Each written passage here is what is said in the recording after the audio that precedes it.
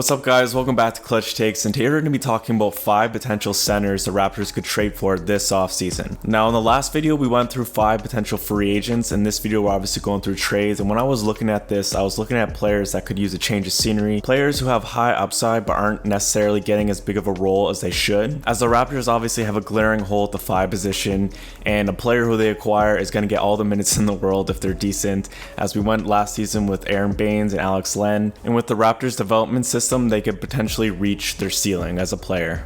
But before we get into the video, please make sure to drop a like, subscribe if you guys are new, get into the comment section, all that good stuff. It means a lot to me. And without further ado, let's get into the trade candidates. So the first trade candidate I'm going to be talking about is a more familiar name, someone who's already pretty proven but just needs a change of scenery, and that is Myles Turner.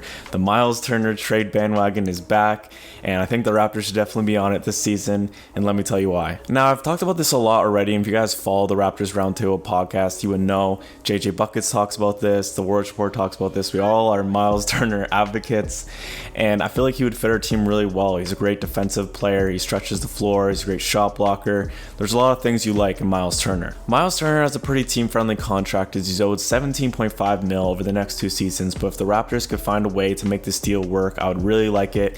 And I feel like Myles Turner, he's only 25, he's been with Sabonis. I feel like his rebounds would go up, his points would go up, and I feel like people would recognize him for the defensive anchor he truly is. Coming up next on the list is another young player but a more known player, and that is Mitchell Robinson. Mitchell Robinson is coming off a season where he had 2 injuries that kind of hindered his season, and he might be looking for a new fresh start. When Myles Turner is healthy, he is a very efficient player, shooting around 70% from the field, and is a really good defensive player as well, giving you good defensive coverage. He's a very good defensive player. He doesn't score too much, but that could potentially be worked on and developed. Mitchell Robinson currently has 1 year left on his deal at a very cheap price at around $2 million, so the Raptors could definitely fit this into their system, obviously. And the good thing about trading with the Knicks is they have a lot of cap space this offseason, so it's very easy to get creative with this trade. And with the Knicks possibly needing a point guard this offseason, as Elfrid Payton's not really that good, could a potential Kyle Lowry trade be in the works? I don't know. I think it'd be a good fit. Some people may not think, but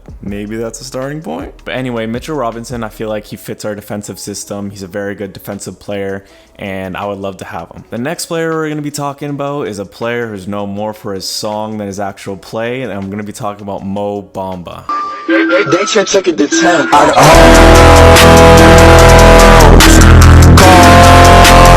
Yeah, Mo Bamba is a player that he's been blocked pretty much his whole career, that along with injuries. But now it appears to have a similar problem with the Magic, as it appears that Wendell Carter Jr. is taking over the starting role, and Mo Bamba is in a backup role once again. So with Mo Bamba consistently being blocked, and with the Magic in their rebuild, this could be a chance for the Raptors to send the Magic some assets for their rebuild, while getting Mo Bamba to fill the center position. Mo Bamba is a very intriguing player, as he is a 7-footer, he's very mobile, and he has a 7'10" wingspan, so people thought he would be a great defensive player at the NBA level. Again, he is still on his rookie contract, as he has 1 more season before the qualifying offer where you must pay him, but I feel like it'd be worth taking the gamble on Mo Bamba, as I feel like in a bigger expanded role, he's a player that could excel, as his 3-point shot is going up too, and we're finally seeing what he's capable of doing at the NBA level. The next player I'm going to be talking about is another former high pick, and that is Jackson Hayes of the New Orleans Pelicans. He is another player that hasn't got too much minutes at the NBA level, as he was blocked by Steven Adams. At the end of the season though, he got an increased role, getting around 25 minutes per game, and he was getting near double-double numbers. Pretty impressive. Jackson Hayes' biggest strength is his crazy athleticism, as this guy is like a gazelle out there. He shot blocks. I swear he's had like a game where he had 6 shot blocks.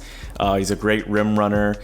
He has a great defensive presence. He needs to build on his size and strength just like a player like Mo Bamba, but I feel like he's a very exciting player, and he is also only 21 years old at the moment. Jackson Hayes also has 2 more seasons of team control before that qualifying offer. Jackson Hayes' speed could be a potential intriguing thing for Masai, as he seems to be targeting players such as LaMelo Ball or Lonzo Ball in the past, and I feel like that has improved the Raptors' pace and speed, and Jackson Hayes definitely brings that. The next player I'm going to be talking about is a player that could have been the steal of the draft, but he had injuries and he fell all the way to the 2nd round. I'm going to be talking about Bol Bol. Now, Bol Bol, along with injuries and having the reigning MVP in front of you, he just has not touched the court. Along with the Nuggets being so deep of a team as they are, he has not gotten a proper chance to show what he can do, and I feel like the Raptors could be a team that could give him that chance. A player of comparison for Bol Bol would be like a Kristaps Porzingis, as he needs to put on some weight, but all of the skills are there to be an elite player. He has the offensive game in his three-point shot, his rebounding,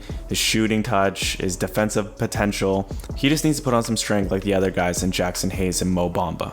With Bol Bol's value being pretty low at the moment, and with the Raptors having a glaring hole at the 5 spot, I would definitely take a chance on Bol Bol, as I feel like he has a lot of potential, and I feel like it won't cost too much, so why not take the risk? So that's going to be it for me. Comment down below which of these 5 players intrigues you the most. Would you go with the safe pick and Myles Turner? Would you go with a higher potential guy like the guys I mentioned?